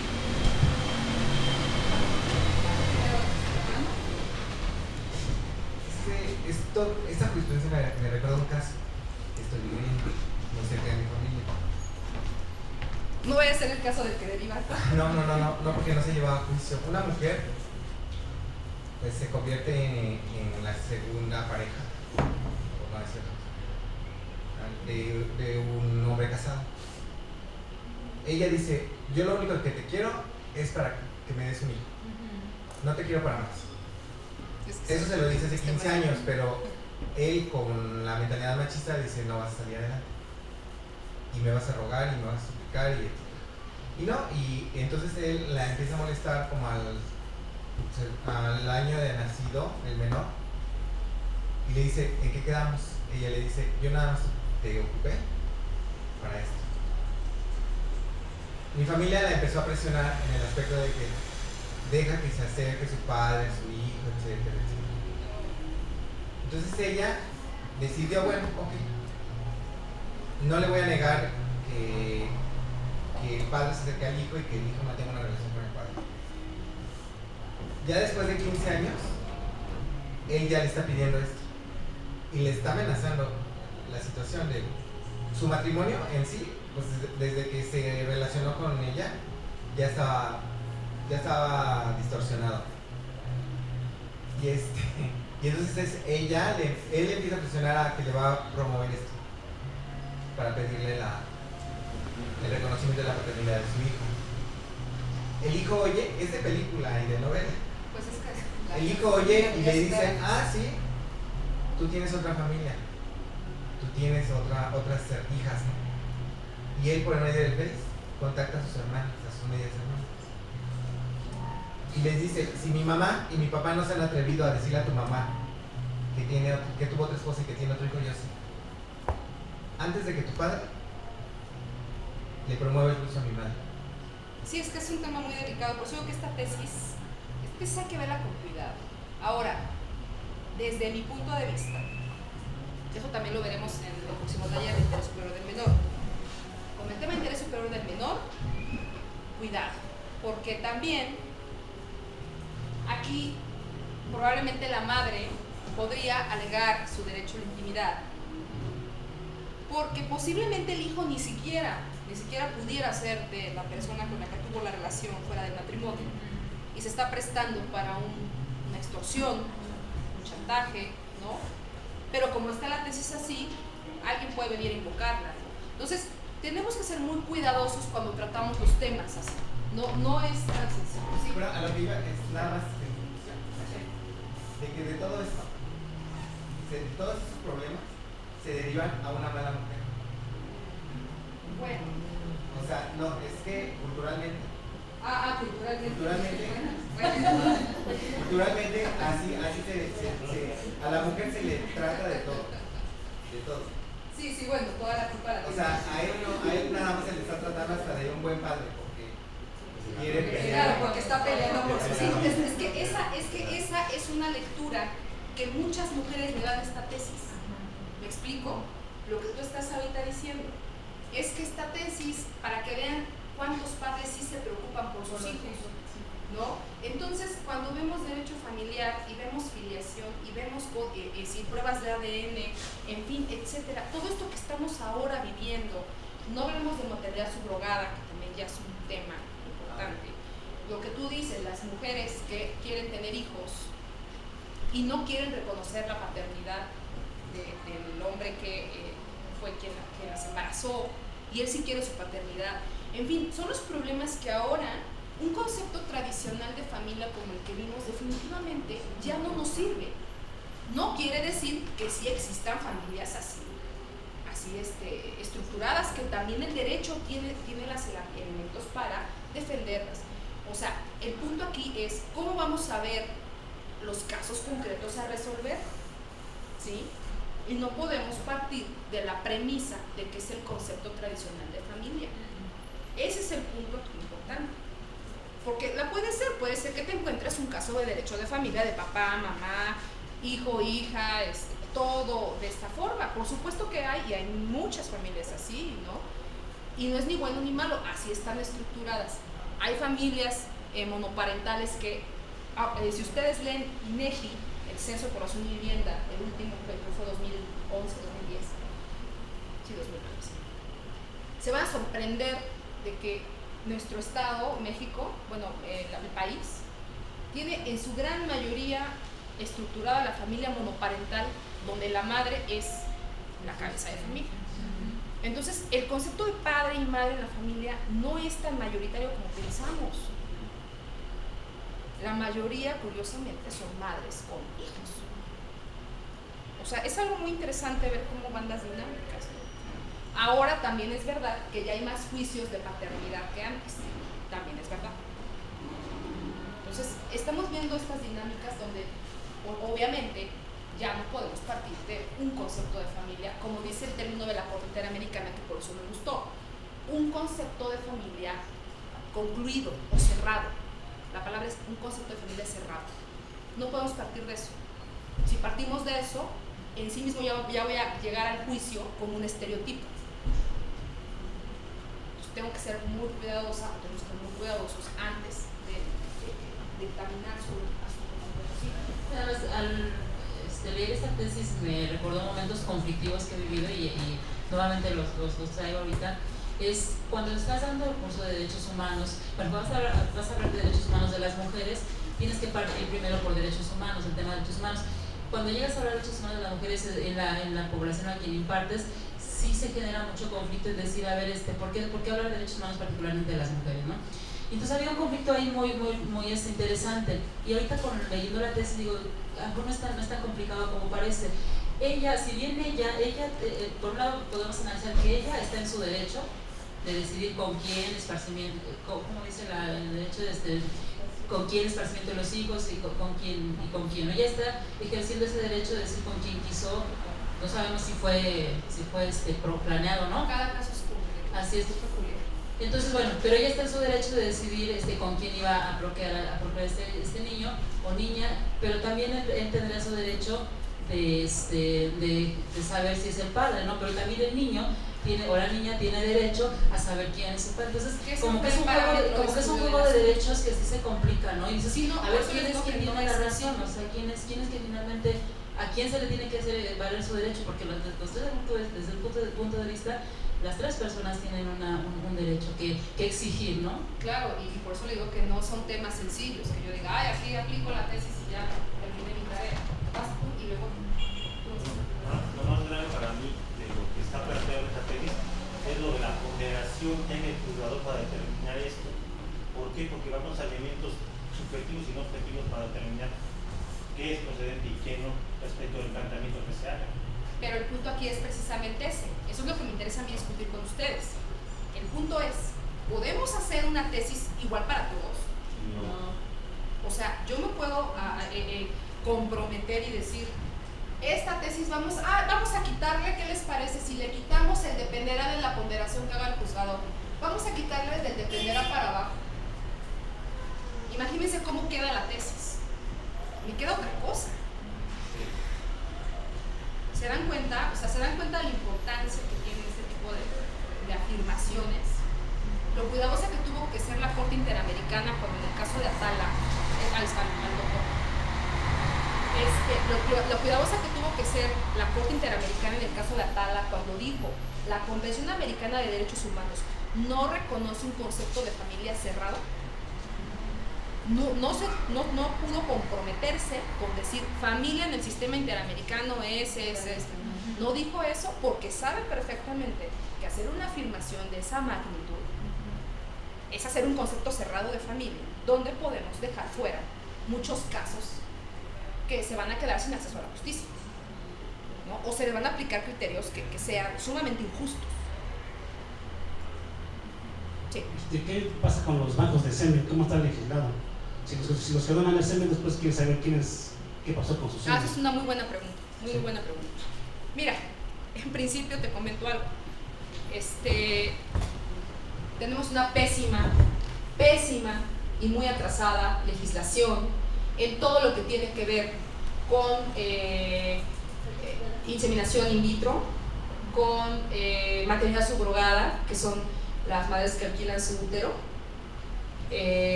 No hay, apenas en el DF hay algunos inicios, pero no, o sea, como a nivel federal, o bueno, como federación, estados, coordinación, etcétera, de la Ley General de Salud, encontramos muy poco en la Ley General de Salud. Y hay otro problema aún más grave, que en la mitad del país las constituciones locales dicen que la persona es persona desde la concepción. Entonces, si dicen que la persona es persona desde la concepción, no puede haber bancos de esperma, porque son personas. ¿Sí? Sí los hay, pero ¿qué es la ilegalidad? Vaya, caerías en el mercado negro y cosas muy feas. ¿Sí? Tenemos ese problema. Probablemente cuando hicieron, bueno, eso es otro tema, incluso vamos a hacer un taller específico en noviembre vamos a tocar esos temas. Pero la verdad es que es un problema muy serio, porque precisamente ahí no puede entrar tanto la legislación. Porque precisamente, si tú haces la afirmación de que un huevo fecundado es una persona así como yo, como ustedes, pues genera una cascada de consecuencias, que no solamente van en ese tema de la fecundación in vitro, van también al tema de usar un dispositivo intrauterino. O sea, son muchos aspectos que tienen que ver esta situación. Y al grado que tenemos ahorita mujeres por homicidio en relación de parentesco cuando tuvieron una interrupción de embarazo, ¿no? Entonces, en fin. Pero el punto aquí es que sí, vamos muy atrasados en ese tema, pero además no solamente vamos atrasados, es preocupante cómo se está adaptando al derecho. Está adaptando de una manera muy distorsionada y muy alejada de la realidad. Porque también la realidad es, hay otro caso que también lo voy a subir, y qué bueno que me lo comentas, porque ese caso lo vamos a subir a la página, que es el caso de fecundación in vitro, que también ya se vio en la Corte Interamericana de Derechos Humanos. Este caso se resolvió en Costa Rica, y Costa Rica prohibía la fecundación in vitro precisamente porque la manipulación de embriones la consideraban que atentaba contra los derechos humanos, porque los embriones son personas para cierta concepción en ciertos países o ciertas legislaciones. Entonces se fueron a la Corte Interamericana, porque este es un caso muy interesante y viene mucho ad hoc, y qué bueno que hiciste la pregunta. En este caso de fecundación in vitro de Costa Rica, es una pareja que quiere tener hijos, ¿no? Y quiere tener una familia. Entonces, en su país está prohibida la inseminación artificial. Entonces ellos están haciendo valer su derecho del 17 de la concepción, bueno, el que vimos hace rato en la otra tesis, de la Convención Americana de Derechos Humanos, que te da derecho a tener una familia. Entonces van y pelean este derecho y dicen, es que nosotros queremos tener una familia y podemos tenerla, ya nos dijeron los médicos que somos aptos para poderla tener por vía fecundación in vitro. Entonces queremos ejercer este derecho en nuestro país. ¿Por qué tenemos que viajar a otro país? Y ahí es donde se viene la discusión en la Corte Interamericana, y la Corte Interamericana dice que en efecto que tienen ese derecho, y que mientras esté bien regulada el sistema de embriones y de todo el tratamiento que se debe dar, porque no es un tratamiento sencillo, también es un tratamiento muy agresivo en el cuerpo de las mujeres, la fecundación in vitro, tiene que ser debidamente bien llevado para que no le cause secuelas en la salud. Entonces tiene que estar algo controlado tanto desde el momento en que se lleva a cabo en el cuerpo de las mujeres, como todo el desarrollo. Es importante que se lleve de las mejores formas para que salga con éxito y no tenga ningún problema. Entonces, y por eso precisamente no ir al mercado negro, o sea, volvemos todo porque si no acuden a lo ilegal y sale mucho más riesgo a la salud y a muchas otras cuestiones. Y bueno, y el tema de que entonces, para llegar a una armonización, la fecundación in vitro tenía que tener un debido control de lo que eran los embriones, una debida regulación y un debido seguimiento, porque precisamente los donantes de esperma tienen que ser como las madres biológicas, renunciar a su derecho a ejercer la paternidad sobre ese esperma que están donando, porque potencialmente puede convertirse en una persona. Entonces, son una serie de medidas de regulación que deben de estar previamente establecidas antes de que se pueda aprobar que hay una inseminación artificial o que hay un banco de esperma. Si hacemos todo de una manera ordenada, creo que de alguna forma, pues es mejor siempre para todos y para todas. El problema está cuando caemos en no ver la realidad y comienza la clandestinidad y comienza otro tipo de formas de ejercer sus derechos fuera del margen de la ley, o simplemente porque no están en la ley, ¿no? Entonces, ahorita, en México al menos sí tenemos un problema grave de omisión legislativa al respecto. Y te digo, con esta cuestión de las reformas constitucionales locales, bueno, yo lo veo mucho más alejado todavía ahorita, en que se tome con seriedad el asunto, ¿no? Entonces sí tenemos esa situación. Y porque además, tomen en cuenta una cosa, una fecundación in vitro es muy delicada, no es nada sencillo. Para poder lograr con éxito, si es que se logra fecundar exitosamente en el cuerpo de la mujer, por lo menos a veces se tienen que sacrificar 4 o 5 embriones. O sea, es casi imposible que quede el primero. Entonces, esto es lo que alegaban en el caso de fecundación in vitro en Costa Rica. Decían, es que ya mataste a 5 personas por querer fecundar uno, ¿no? Pero es lo que se discute ahorita en el derecho. Respetable, no respetable, bueno, eso es opinión de cada quien, pero son los temas, vaya, ese es mi punto, son los temas que ahorita se están planteando de familia, ¿no? Y de derecho.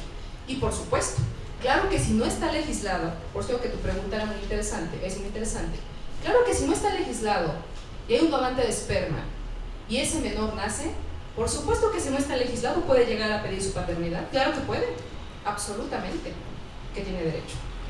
¿Por qué no lo tendría? En cambio, si está debidamente regulado, es donante de esperma, incluso cobran, muchas personas cobran, es una forma de tener ingresos, porque tienen que tener también salud. O sea, tampoco es que llegue una persona, en fin, o sea, es una serie de condiciones que se necesitan para ser donante.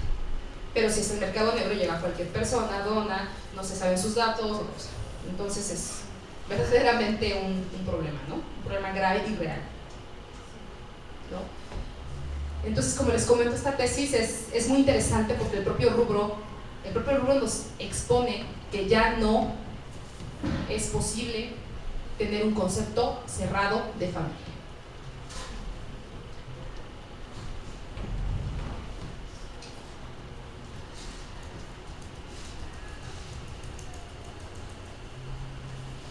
Esta tesis, vamos a pasar ahora, cerramos un poquito, como les digo, como estamos hablando de derecho de familia en lo general, o sea, este mes, bueno, ahorita que estamos hablando, apenas es como lo general. Por eso estamos viendo como subtemas que pueden presentarse.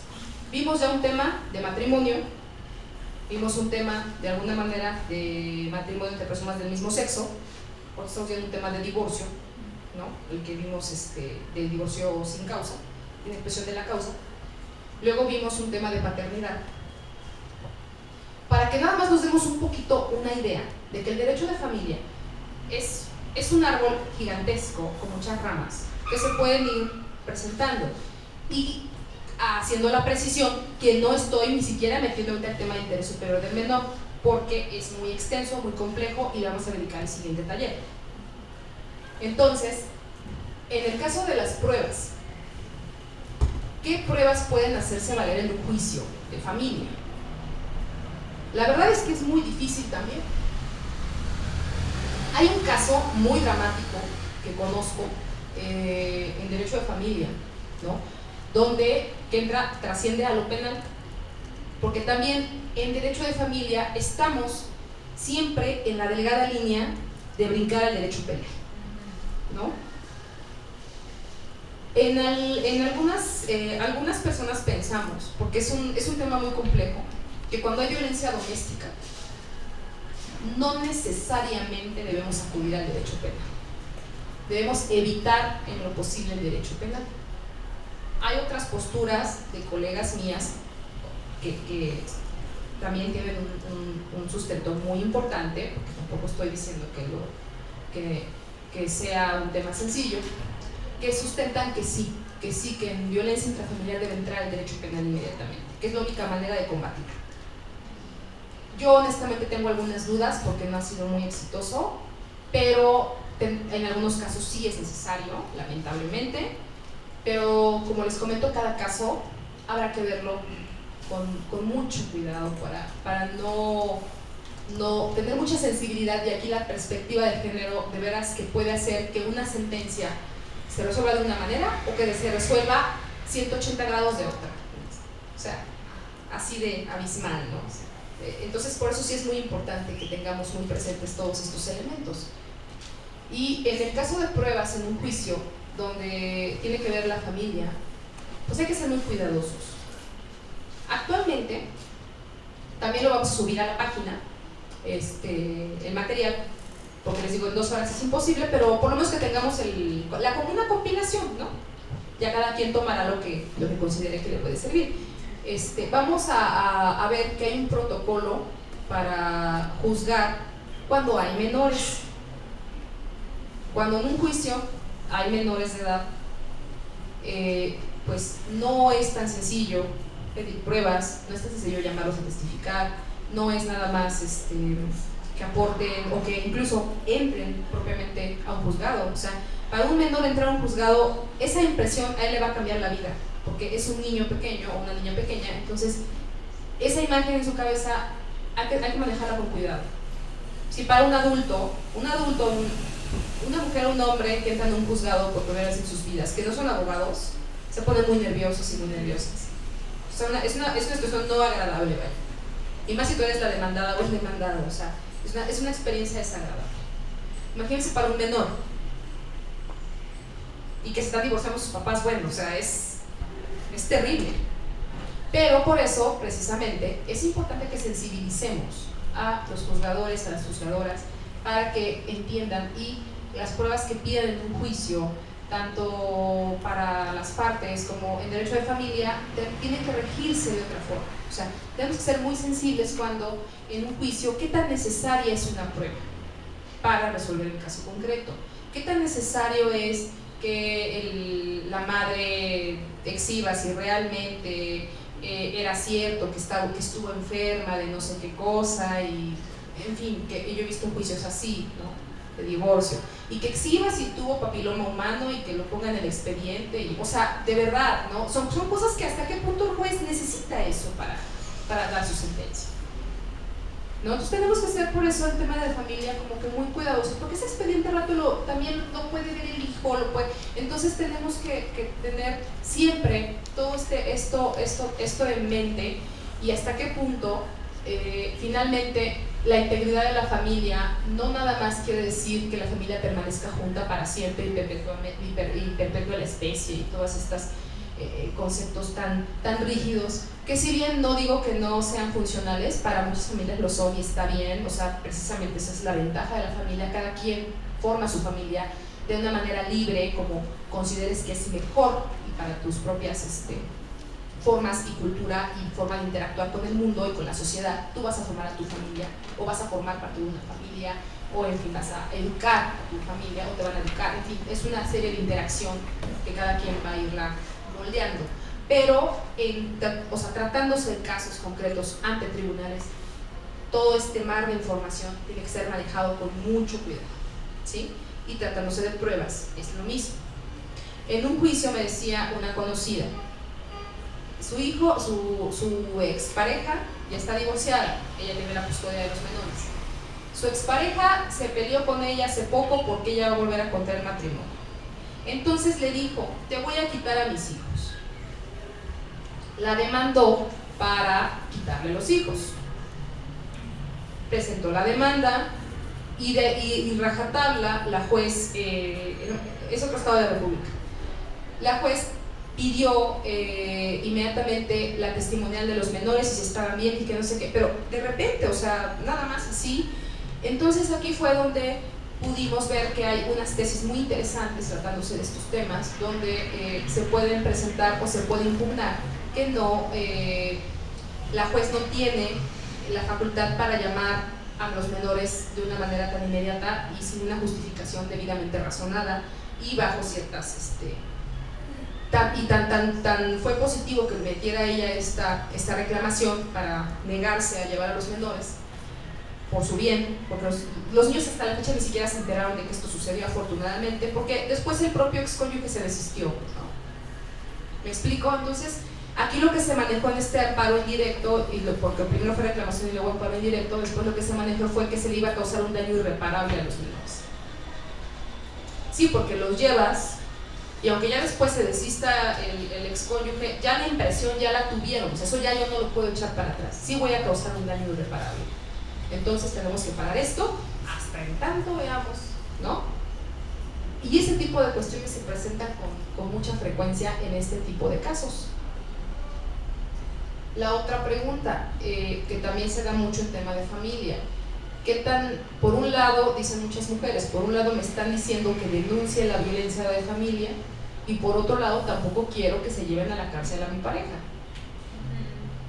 ¿no? Entonces también hay que ser sumamente cuidadosos, porque a veces sucede que ellas mismas son quienes pagan la fianza para que salga el excónyuge, y es el que al rato regresa más molesto. Entonces, por eso les comento que cuando nos piden consejo, entre comillas consejo, porque digo que nadie somos para dar consejo, ¿no? Pues cuando nos piden la pregunta o la duda o yo qué hago aquí, yo creo que hay que tener mucho cuidado antes de decir denúncialo, divórciate, demándala, quítale los hijos, cuidado, ¿no? No es tan sencillo. En esta tesis vemos prueba pericial en psicología en asuntos sobre violencia familiar. Su objeto directo es conocer el estado psicológico de las partes y no demostrar los hechos en que se sustenta. Esta tesis a mí me parece también discutible en algunos puntos, pero es valiosa en otros. Aquí lo que me parece muy valioso de esta tesis es cuando se quiere demostrar violencia psicológica, violencia intrafamiliar, muchas veces la propia víctima de violencia no recuerda bien los hechos, porque es víctima de violencia. Entonces, una víctima de violencia, para que ya se anime a llegar a un tribunal, quiere decir que ya tuvo mucha violencia.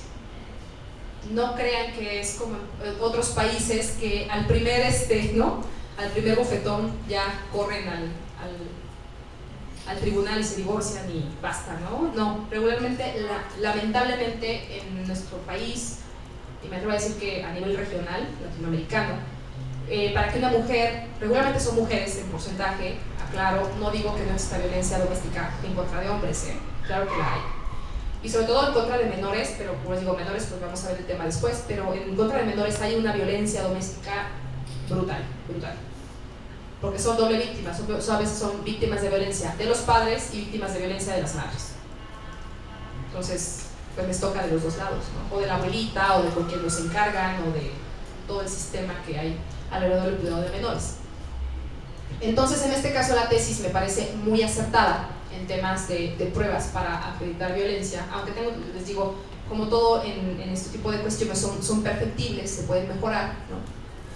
Pero en este caso me parece muy positiva porque tenemos que lo que vamos a analizar en un asunto donde hay violencia doméstica va a ser si la persona que acude al tribunal está afectada. Yo no me voy a remitir a preguntarle los hechos, porque los hechos pudieron presentarse ayer, pudieron presentarse hace 2 años, o se vienen presentando desde hace cada 3 meses, o le pegan cada 6 meses, como suele pasar en el círculo de violencia familiar. Regularmente en la violencia intrafamiliar lo que sucede, se le llama círculo de violencia, es que hay una situación alta de violencia, digamos un foco rojo de violencia que ya destapa un golpe, una agresión física, psicológica, regularmente son físicas o de otras magnitudes, pero lamentablemente en nuestro país a nivel regional, como les comento, es mucho la física todavía.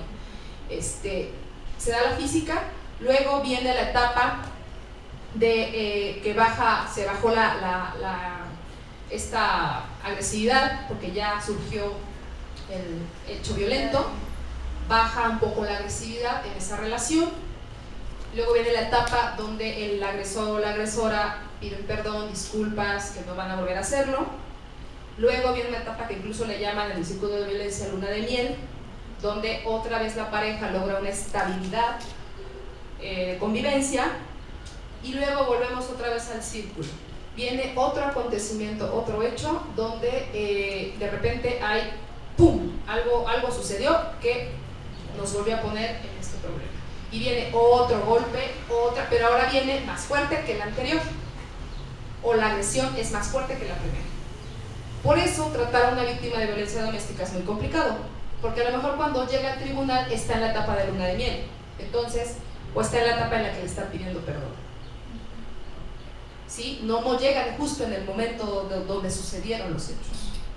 Pero una psicóloga, un psicólogo debidamente capacitado para entender este tipo de temas, se puede dar cuenta que aunque esté en época de luna de miel, está siendo violentada, que es lo que nos importa. O violentado, ¿no? Porque también yo creo que hay de todo.